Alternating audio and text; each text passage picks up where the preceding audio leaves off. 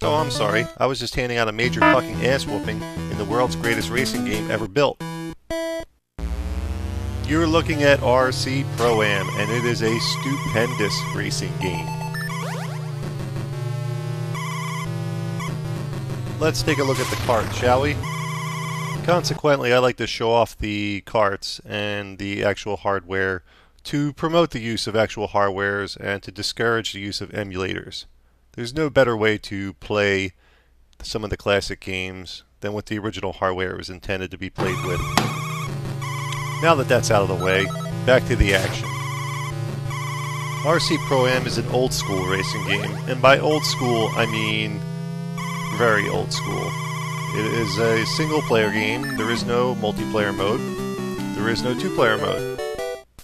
It just pits you against the computer, which is very challenging in and of itself. The gameplay is very straightforward. You are a race car, or truck in this case, and it's a remote controlled, hence the RC. And you are in the professional amateur circuit, hence the Pro-Am. The two Nintendo buttons, A and B, one controls the accelerator, and the other controls the horn when you have no weapons, and your weapons when you have weapons.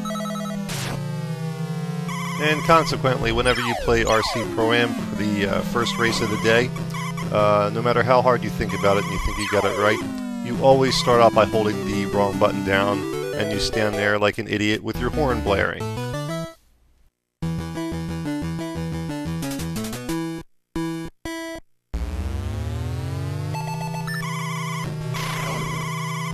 As you drive along the track, you'll notice that there are several power-ups you can pick up, and those power-ups are the sticky tires, or super sticky tires, whatever they call them, and the turbo acceleration, and the higher engine top speed.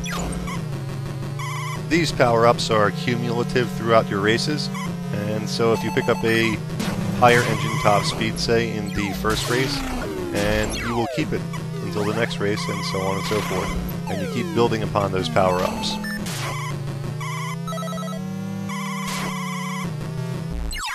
Aside from your vehicle performance-enhancing power-ups, there are two types of weapons you can pick up. The missiles, which are awesome, which I just happened to pick up, and the bombs, which I just got rid of in exchange for the missiles. The bombs you have to drop behind you, kind of like a giant RC Pro-Am car turd, and the missiles which fire in front of you. The stars you may occasionally see on the track are extra ammunition for your weapons if you have any, and the white things that look like little cages are roll bars and give you a brief moment of invincibility where you can then ram your fellow cars on the track and make them crash. Those series of red arrowheads on the track that make you go really fast are called zippers, and all you do to activate them is drive on top of them.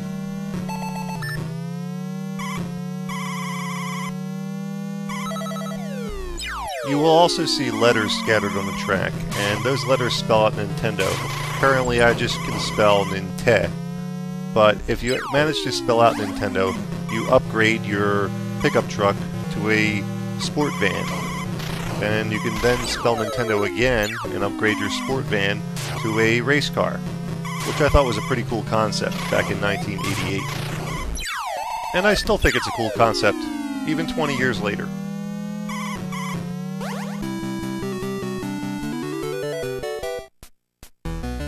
There are 32 tracks total in RC Pro-Am, and to continue on from one track to the other, you just have to not come in last place. This seems like a simple enough task, but you'll notice that the computer AI in this game is fairly aggressive and makes it quite difficult to even come in third place on some of the later tracks, let alone first.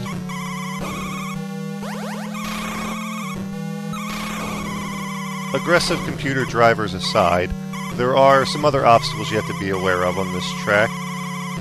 There are water puddles with rain clouds above them, and they slow you up quite a bit when you go through them.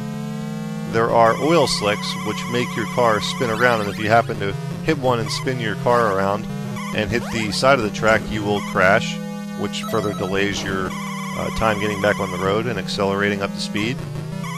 And there are these pop-up iron walls that, if you're most unfortunate enough to actually hit, also make you crash.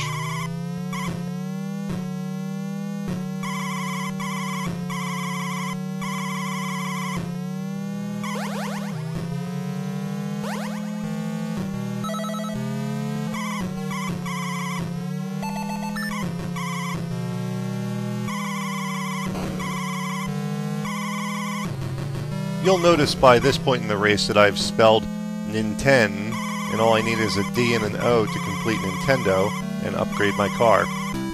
When I actually am able to upgrade my car, all the vehicle power-ups that I picked up into this point are reset. So although you can upgrade to a cooler looking car, you may want to consider that if you're shooting for the Nintendo letters.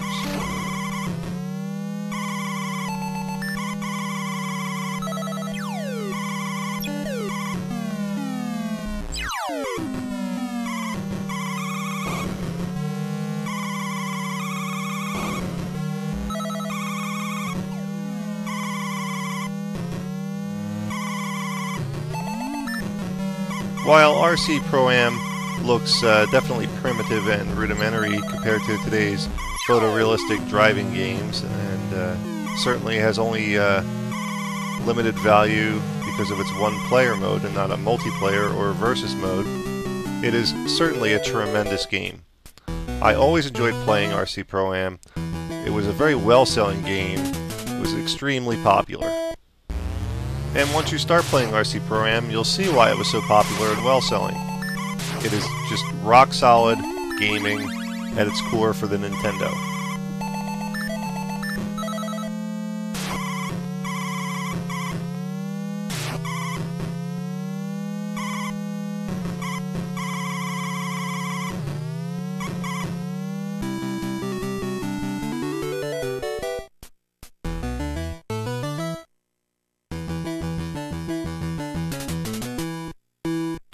I always thought it was interesting that the people at Rare who developed this game went with the choice of a radio-controlled car for a racing game.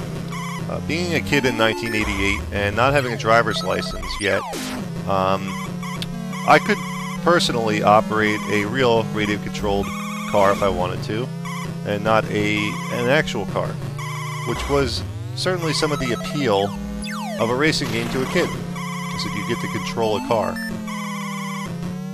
I mean, most kids don't daydream all day about driving radio-controlled cars. They daydream about operating real cars. Hence the appeal of some of the racing games to children. So, yeah, I always thought that was curious, but for whatever reason, it worked, and it worked very well. This is one of my favorite Nintendo games of all time. And that says a lot. I'm Dommy, your host for Classic Games Revisited. Until next time.